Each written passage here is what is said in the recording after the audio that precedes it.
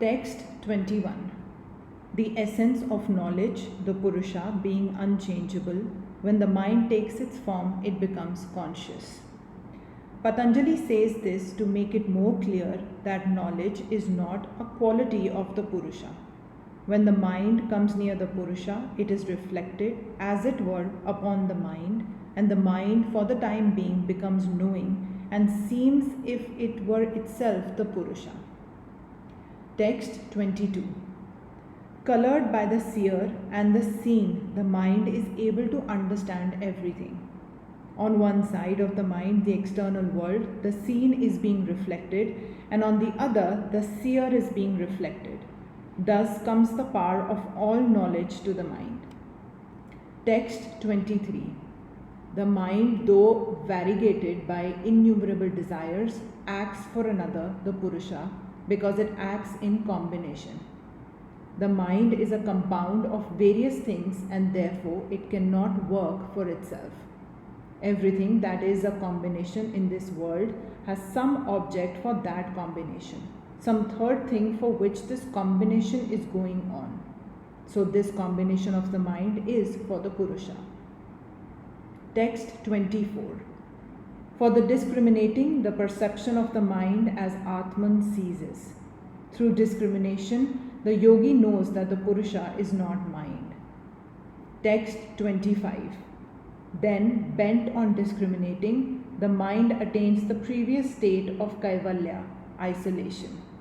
Thus, the practice of yoga leads to discriminating power, to clearness of vision.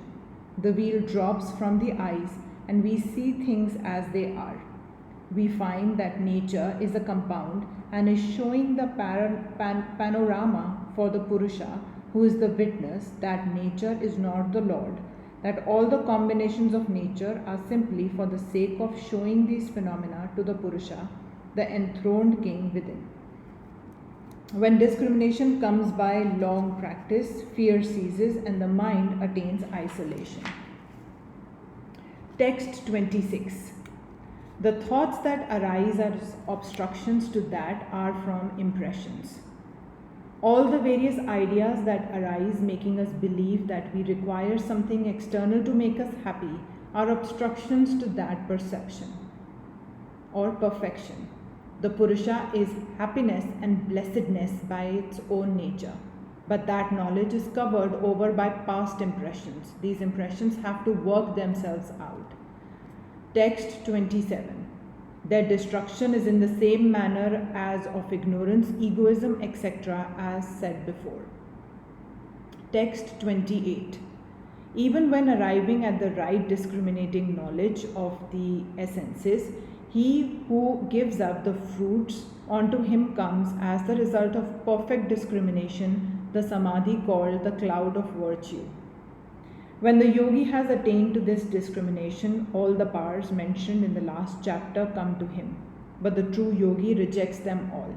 Onto him comes a peculiar knowledge, a peculiar light called the Dharma Megha, the cloud of virtue.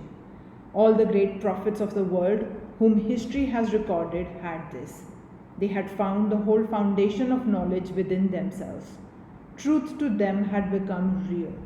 Peace and calmness and perfect purity became their own nature after they had given up the vanities of power. Text 29. From that comes cessation of pain and works. When that cloud of virtue has come, then no more is there fear of falling. Nothing can drag the yogi down. No more will there be evils for him, no more pains. Text 30. The knowledge bereft of covering and impurities, becoming infinite, the knowable becomes small. Knowledge itself is there, its covering is gone. One of the Buddhist scriptures defines what is meant by the Buddha, which is the name of a state, as infinite knowledge, infinite as the sky. Jesus attained to that and became the Christ. All of you will attain to that state. Knowledge becoming infinite, the knowable becomes small. The whole universe, with all its objects of knowledge, becomes as nothing as the Purusha.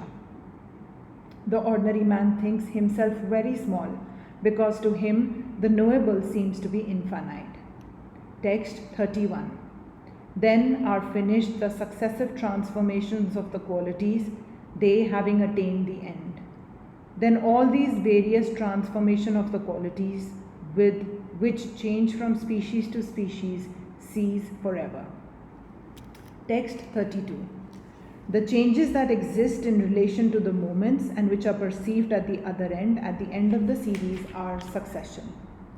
Patanjali here defines the word succession, the changes that exist in relation to moments. While I think many moments pass, and with each moment there is a change of idea, but I only perceive these changes at the end of a series. This is called succession. But for the mind that has realized omnipresence, there is no succession.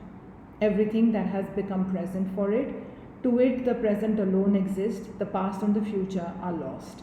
Time stands controlled, all knowledge is there in 1 second. Everything is known like a flash. Text 33.